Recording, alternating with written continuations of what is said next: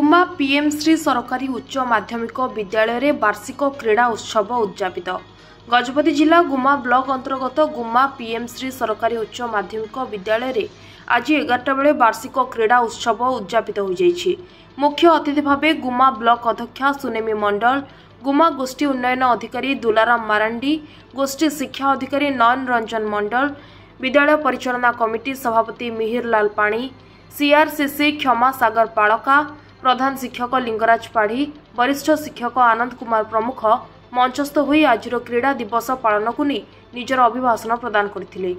गत दिन धरी चलिथिबा एही प्रतियोगिता रे जूनियर, सब जूनियर और सीनियर 3टी वर्ग रे 6टी श्रृंखला रे छात्र छात्री माने अंशग्रहण करथिबा बेले एही प्रतियोगिता रे प्रथम, द्वितीय और तृतीय स्थान हासिल करथिबा छात्र छात्री माननकु अतिथि माननक द्वारा पुरस्कार प्रदान करा जायछि।